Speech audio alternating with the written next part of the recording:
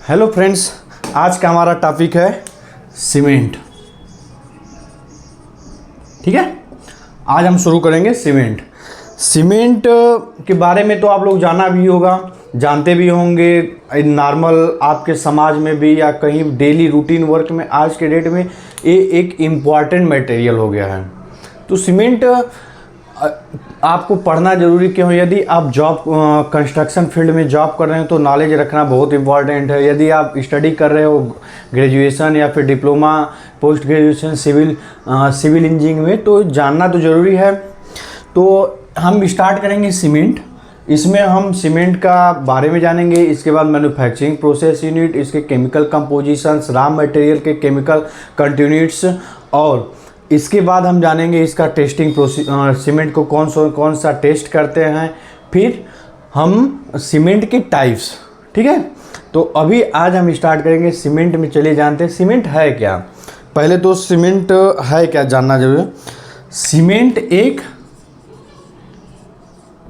Cement एक artificial building material है।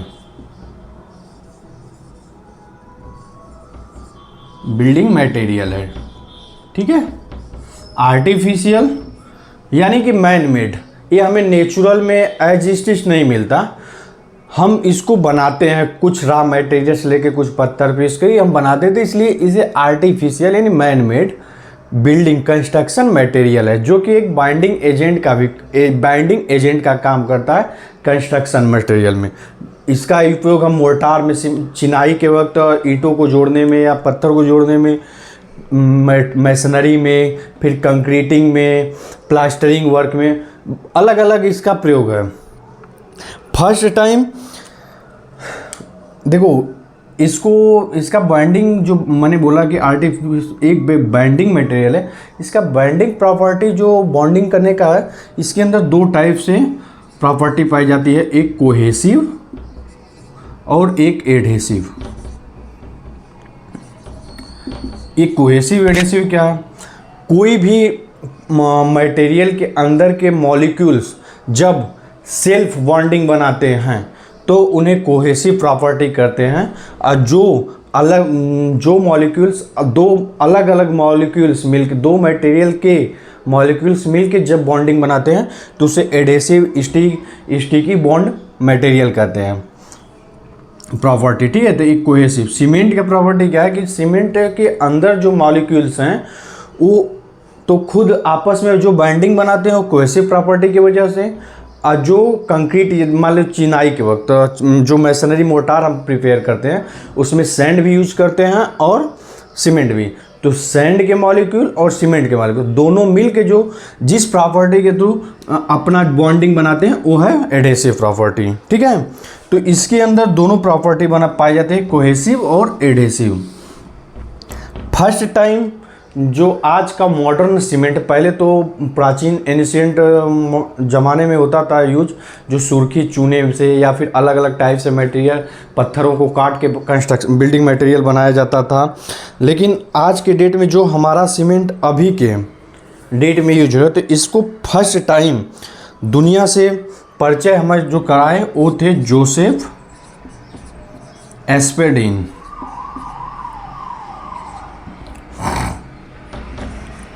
इन्होंने दुनिया को फर्स्ट टाइम जो मॉडर्न सीमेंट है इसके बारे में परिचय कराया था।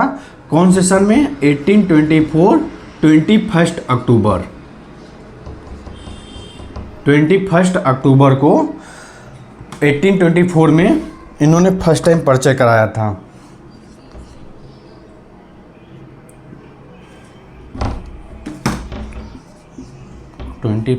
अक्टूबर 1824। इंडिया में कब आया? ये तो ठीक है, यूके में इनके नाम से पेटेंट हो गया। फर्स्ट टाइम इंडिया में आया था 1904 में फर्स्ट टाइम इंडिया में आया था। ये जो फर्स्ट टाइम आया था तो चेन्नई में लगाया गया था प्लांट, बट सक्सेस नहीं हो पाया था। फिर सेकेंड टाइम 1927 में दूसरा इंडियन सीमेंट लिमिटेड कंपनी करके बनाई थी, मैन्युफैक्चरिंग प्लांट बैठाया था अपना। उसके बाद से कंटिन्यू प्रोडक्शन सीमेंट का भारत के अंदर चलने लगा और आज के डेट में भारत पूरे वर्ल्ड में सेकेंड लार्जेस्ट मैन्युफैक्चरिंग फैक्चर है सीमेंट का। सेकेंड लार्जेस्ट मैन्युफैक्चर है सीमेंट का, और फर्स्ट जो है वो है चाइना। मैन्युफैक्चर में, सीमेंट मैन्युफैक्चरिंग में चाइना को फर्स्ट पूरे ऑल ओवर वर्ल्ड में है उसका मैन्युफैक्चरिंग प्रोसेस, मैन्युफैक्चरिंग जो सीमेंट मैन्युफैक्चरिंग का है प्रोडक्शन, उसमें चाइना फर्स्ट और इंडिया सेकेंड। अब ये रहा सीमेंट के बारे में एक हमने बताया। अब हम इसके जो बनाते कैसे हैं, कौन कौन से मटेरियल यूज होते हैं वो जानते हैं। पहले तो कैलकेरियस, 2 टाइप के मटेरियल, कैलकेरियस और दूसरा था आर्जिलियस।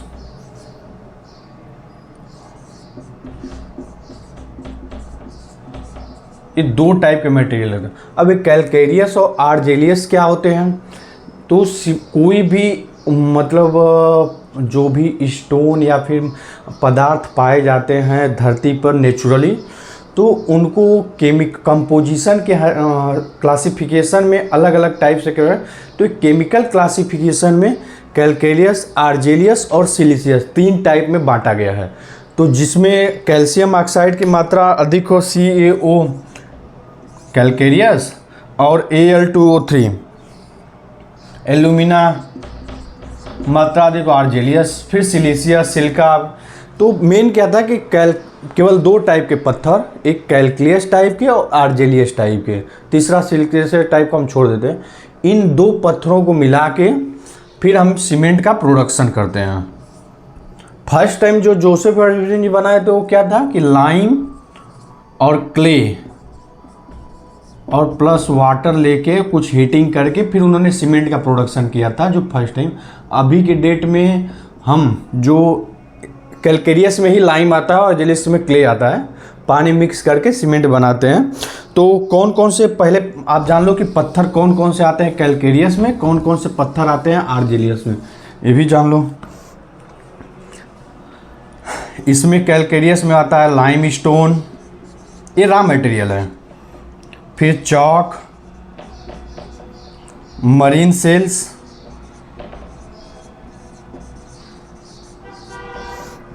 सीमेंट रॉक, ये है कैलकेरियस टाइप के स्टोन रॉ मटेरियल। और फिर आर्जिलियस टाइप में सेल, ठीक है, क्ले, फिर आता है चॉक, चॉक के बाद blast furnace slag,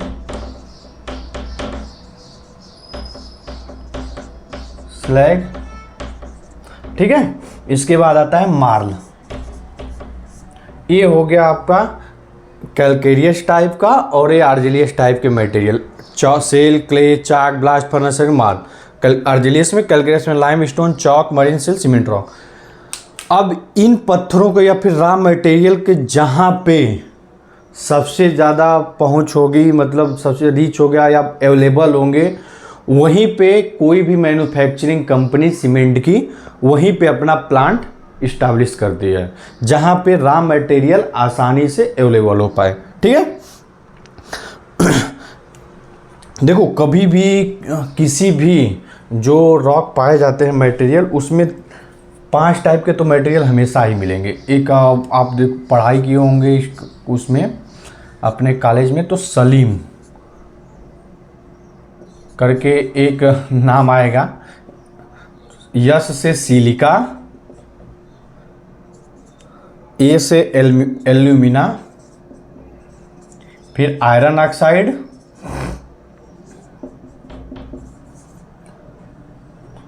silica, alumina, sorry एक लाइम छूट गया यार, यहाँ लाइम भी कर लो, silica, alumina, lime, iron oxide,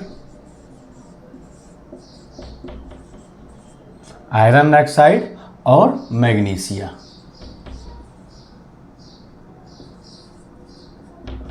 ये मटेरियल ज़रूर, ये जो कॉन्स्टिट्यूएंट हैं या फिर कंपोजिशंस, ये किसी भी मटेरियल के अंदर ज़रूर पाए जाते हैं।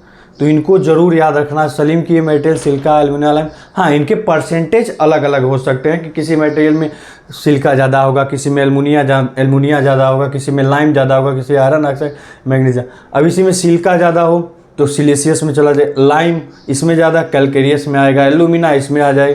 तो इस हिसाब से डिवाइड होता रहता है कि किस में परसेंटेज ज़्यादा है, वो अलग अलग रॉक में आ जाता है। फिर वो रॉक को हम लेके ग्राइंडिंग करके मैन्युफैक्चरिंग यूनिट में सीमेंट बनाते हैं।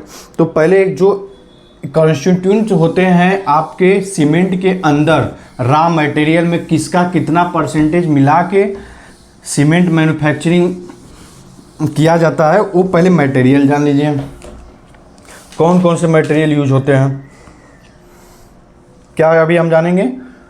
सीमेंट के अंदर कौन कौन से कॉन्स्टिट्यूएंट्स हैं,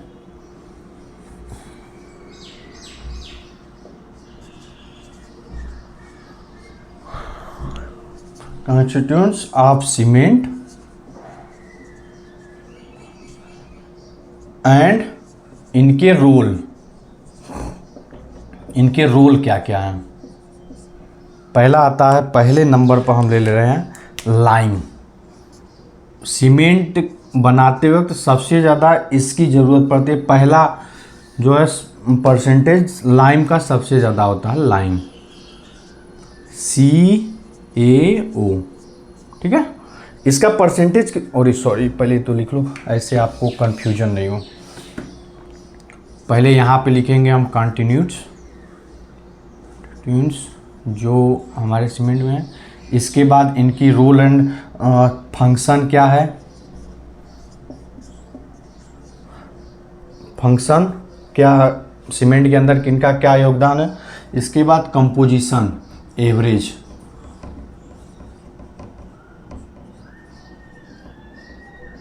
ठीक है। पहला फंक्शन है हमारा, पहला कॉन्स्टिट्यूएंट्स है लाइम, CaO। लाइम का परसेंटेज कितना होता है, 60 से 65% ये सीमेंट के अंदर मिलाया जाता है सीमेंट बनाते हुए मैन्युफैक्चरिंग के समय। इसका मेन काम क्या होता है, ये कंट्रोल करता है स्ट्रेंथ। क्या करता है, कंट्रोल, ये कंट्रोल करता है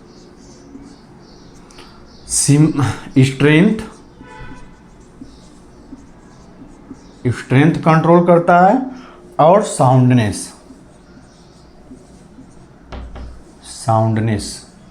कंट्रोल करता है। स्ट्रेंथ तो जानते ही है, उसकी मजबूती सीमेंट की, और साउंडनेस क्या होता है वो जान लो कि साउंडनेस क्या है। साउंडनेस सीमेंट की एक प्रॉपर्टी होती है जो कि रेजिस्टेंस होता, रेजिस्ट करता है किसके अगेंस्ट, वॉल्यूम चेंज, ठीक है। साउंडनेस क्या है, एक प्रॉपर्टी है सीमेंट की जो कि रेजिस्ट करती है वॉल्यूम चेंज होने के। कभी कभी क्या होता है कि अगर लाइम ज़्यादा एक्सेस में बहुत ज़्यादा डाल दोगे तो सीमेंट अपने आप फूल, जब पानी मिक्स करोगे तो फूलने लगा है, जिससे क्रैकिंग आने लगता है, तो स्वेलिंग होने लगता है, या फिर उसमें क्रैक, उसका वॉल्यूम चेंज होता है, थोड़ा सा बढ़ जाता है। तो साउंडनेस प्रॉपर्टी उसको रेजिस्ट करने का काम लाइम का है, और स्ट्रेंथ उसकी मजबूती प्रोवाइड करने का, ये इसका रोल होता है सीमेंट के अंदर, लाइम का। इसके बाद है सिलिका। नेक्स्ट कॉन्स्टिट्यूएंट्स है सिलिका।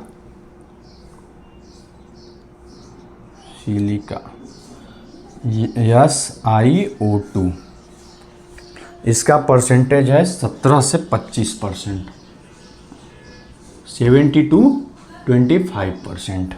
ओके, ये क्या प्रोवाइड करता है, गिव्स स्ट्रेंथ, ये भी स्ट्रेंथ देता है सीमेंट को, मजबूती। और यदि ये अधिक मात्रा में आप इसको यूज किए, एक्सेस यदि इन एक्सेस ज़्यादा मात्रा में अगर सिलिका डाल दोगे तो इससे स्लो सेटिंग कराएगा, लो सेटिंग नहीं स्लो, ये कारण बनेगा स्लो सेटिंग का, काजेज ऑफ स्लो सेटिंग।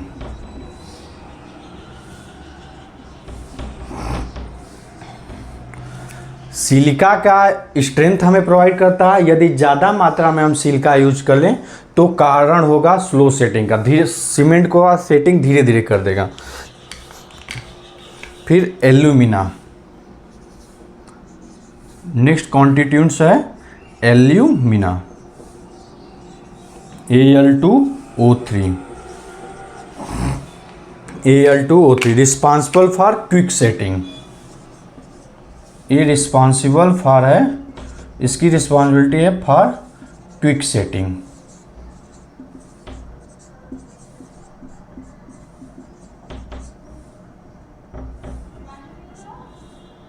इसकी रिस्पॉन्सिबिलिटी है क्विक सेटिंग।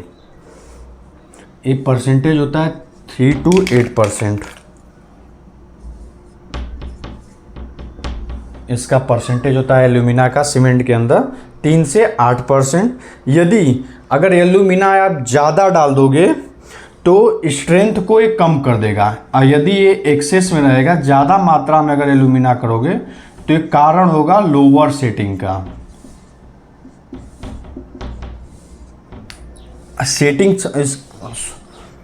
सेटिंग नहीं स्ट्रेंथ यार, स्ट्रेंथ सॉरी, क्विक सेटिंग में काम आता है लेकिन स्ट्रेंथ इसकी मजबूती को कम कर देगा सीमेंट की, यदि ज़्यादा मात्रा में एल्यूमिना आपने डाल दिया तो। इसके बाद जो कॉन्स्टिट्यूएंट्स है 4 नंबर पे आयरन ऑक्साइड। आयरन ऑक्साइड क्या करता है कि पूरे जो कॉन्स्टिट्यूएंट्स है या फिर फंक्शन है सबको फ्यूजन करता है। मेन रिएक्शन में सबसे बड़ा योगदान होता है आयरन ऑक्साइड का Fe2O3। इसका मेन परसेंटेज है 0.5 to 6%, ठीक है। इसका मेन रोल है कि ये कलर प्रोवाइड करेगा, gives colour,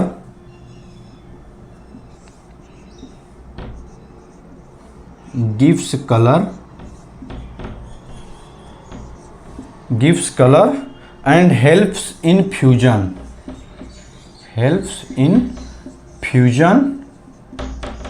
of different ingredients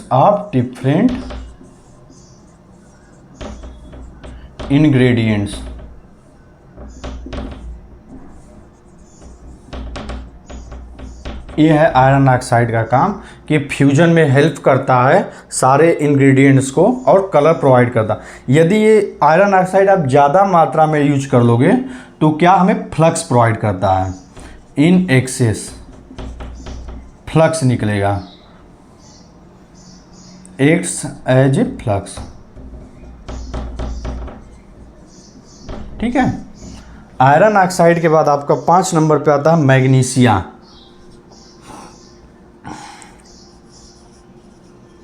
आप चाहे ब्रिक भी देखना तो भी ये 5 आएंगे जरूर। Magnesia MgO। मैग्नीशिया का काम क्या है, ये हार्डनेस प्रोवाइड करता है, कलर और hardness.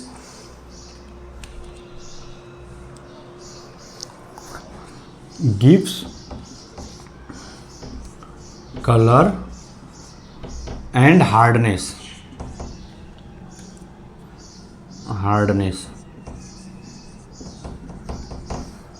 Colour and hardness provide करता है यदि इसकी मात्रा एक्सेस में हो।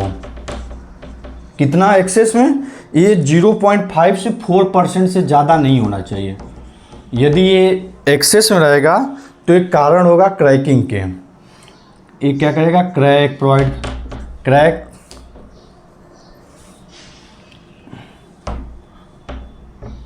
एक्सेस में रहेगा तो एक कंक्रीट में क्रैक्स यानी अनसाउंडनेस प्रॉपर्टी जनरेट करेगा। यदि ज़्यादा मात्रा में आप इसको मैग्नीशिया को यूज करते हैं तो ज़्यादा मात्रा में, तो मोर्टार में क्रैक्स, कंक्रीट में अनसाउंडनेस प्रोवाइड कराता है, वॉल्यूम चेंज होगी। इसके बाद आता है आपका सोडा और पोटास। सोडा और पोटास, सोडा और पोटास इनका मेन रोल है, पहले परसेंटेज 0.5 to 1%। ये रेजिस्टिव होते हैं, इनका कोई काम नहीं होता कि पूरे फ्यूजन के कंप्लीट केमिकल जो रिएक्शन होता है उनके बाद सारा काम होने के बाद ये एज ए रेजिड्यू बचे रहते हैं। इनको नाम दिया रेजिड्यू के अनुसार। यदि इनकी मात्रा ज़्यादा हो तो इफ्लोरेसेंस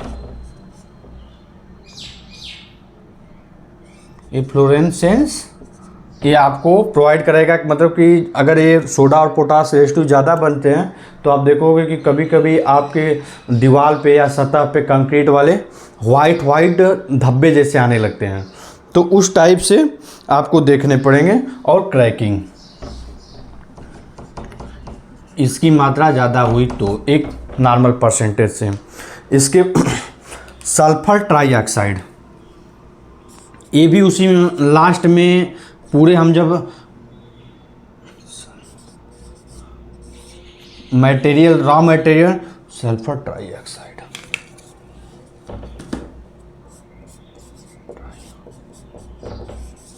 इसका रीजन एक ही है कि ये अनसाउंड सीमेंट को बनाता है। मेक्स सीमेंट अनसाउंड, ये सीमेंट को अनसाउंड प्रॉपर्टी देता है। इसका 1 to 2% होना, इससे ज़्यादा नहीं होना चाहिए। ये इनके कंट्रीब्यूट्स हैं या इंग्रेडिएंट्स है रॉ मटेरियल में जो यूज करते हैं सीमेंट मैन्युफैक्चरिंग के समय, और उनकी क्या क्या रिस्पांसिबिलिटी है, रोल एंड रिस्पांसिबिलिटी। जैसे लाइम का है स्ट्रेंथ और साउंडनेस प्रोवाइड करना, सिलिका का है स्ट्रेंथ देता है लेकिन ज़्यादा मात्रा में आप सिलिका यूज करो तो ये कारण होगा स्लो सेटिंग का। एल्यूमिना ये रिस्पॉन्सिबल है क्विक सेटिंग का, और यदि ज़्यादा मात्रा में कर दोगे आप एल्यूमिना यूज तो इसकी ताकत ख़त्म कर देगा, मजबूती सीमेंट की जो होती है। आयरन ऑक्साइड इन पूरे इंग्रेडिएंट्स को फ्यूजन करने में या मिक्स करने में ये हेल्प करता है और कलर प्रोवाइड कराता है। एक्सेस मात्रा में होगा तो फ्लक्स यूज हो। मैग्नीशिया एक कलर देता है और हार्डनेस, ज़्यादा मात्रा में आपने मैग्नीशिया यूज किया तो क्रैक्स मोर्टार में, अनसाउंडनेस कंक्रीट में आने लगेगा। सोडा पोटास ये पूरे फंक्शन में लास्ट में रेजिड्यू के तौर पे बचते हैं, ये कारण होते हैं फ्लोरेंस और क्रैकिंग के। सल्फर ट्राईऑक्साइड भी ये भी अनसाउंडनेस प्रोवाइड करता है। अब फ्लाई जैसे कि अभी होता है कि जिप्सम के भी, ये पूरे रॉ मटेरियल के जिप्सम पूरे फंक्शनिंग हम ग्राइंडिंग करने के बाद लास्ट जो फाइनल ग्राइंडिंग करते हैं उसमें जिप्सम ऐड करते हैं एज एडिटिव सीमेंट की सेटिंग टाइम को कम करने के लिए। वो जिप्सम बाद में फंक्शन आते हैं, हमारे रॉ मटेरियल्स के हैं। इसके बाद फ्लाई एश 1%, देखिए फ्लाई एश भी हम यूज करते हैं सीमेंट के अंदर, तो मिनरल एड मिक्सर है उसका स्ट्रेंथ से कोई मतलब नहीं है, वो बाद में यूज करते हैं, ऐड करते हैं। उसका मेन रोल होता है हमारा सीमेंट में केवल वर्केबिलिटी के लिए फ्लाई एश का, ठीक है। अब हम नेक्स्ट इसकी ये रहा रॉ मटेरियल्स, क्योंकि मटेरियल्स इंग्रेडिएंट्स होते हैं सीमेंट मैन्युफैक्चरिंग के समय। ये हो गया लाइम कितना 60 से 65%, सिलिका 17 से 70 to 25%, iron oxide 3 to 8%, magnesia 0.5 to 6%, soda potash 0.5 to 4%, sulphur trioxide 1 to 2%। ये आप याद कर लेना, काम आएंगे। अब मेन आएगा मैन्युफैक्चरिंग।